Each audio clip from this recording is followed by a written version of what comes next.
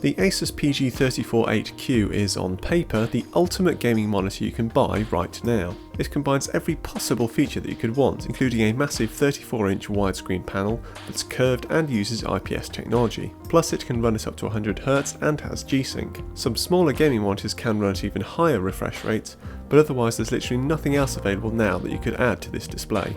The question is, does that make it worth its £1,000 asking price? Well, Asus has almost fallen at the first hurdle, as the design is potentially a bit divisive. For the most part, the sweeping curve of the panel, the slim bezels and slender metal legs give it an elegant and premium look.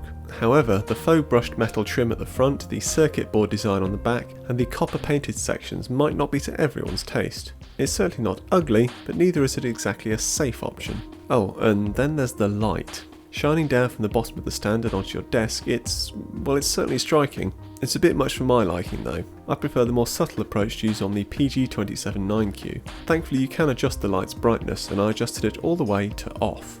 Otherwise though, this is a display that looks and feels quality. Those legs are solid metal and they stand off as a sturdy platform with smooth adjustments for rotating the display and adjusting its height.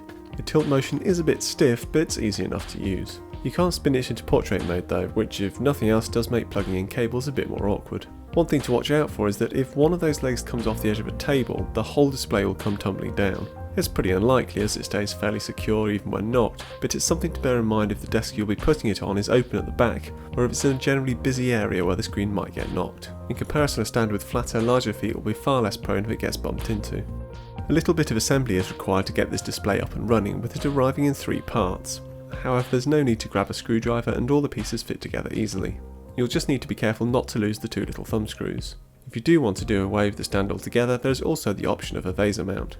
As for connectivity, it's okay but certainly not outstanding. This being a G-Sync display, it's limited to just one DisplayPort and one HDMI, so those hoping to use this as a single screen for multiple computers or games consoles will have to invest in an HDMI switcher. Also just about adequate is the USB hub. You get 4 USB 3 ports, but they're all situated on the back where they're pretty inconvenient to reach. I'd have preferred to see a couple of these on the side. I have few complaints when it comes to setting this display up though. First because it comes straight out of the box with excellent image quality, and second because the on-screen display is fantastic. It uses Asus's signature joystick system for navigation, and it's just effortless to quickly move around. There are quite a lot of extra options that I didn't find of much use, and in fact some of them made things a little bit confusing, but again with it arriving so well set up, there's little need to worry about them. The only thing you will have to do is enable overclocking so you can run it at 100Hz, as by default it's set to just 60.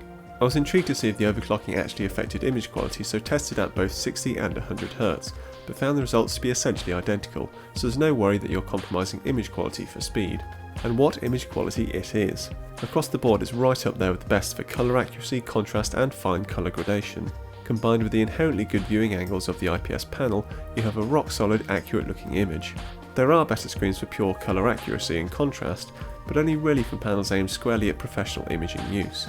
Add in the 21:9 aspect ratio and huge screen size and it really is quite something to behold. This is most felt when gaming, where the extra peripheral vision and curved panel gives you a real wraparound sensation and competitive advantage.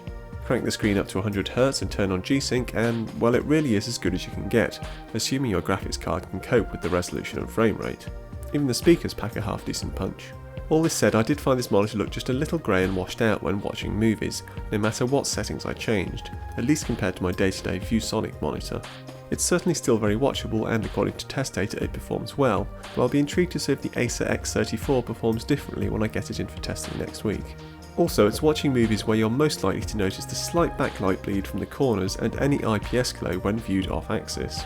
Neither are much worse than any other display of this calibre, but compared to a good plasma TV for instance, I know which I'd rather watch a movie on. In summary then, I am seriously impressed by the Asus PG348Q. It absolutely delivers on its promise of being the one monitor that does everything, and the premium it is demanding isn't too bad for such a standout product. It's just a shame no one has made an equivalent display running FreeSync, as it would likely be markedly cheaper. Otherwise, if you are happy to compromise and drop G-Sync or the curve or the 100Hz refresh rate, then I'd absolutely recommend you do so, as it can save huge amounts of money. For instance, the AOC U3477PQU is under £500, but if you simply must have it all, then the PG348Q definitely delivers.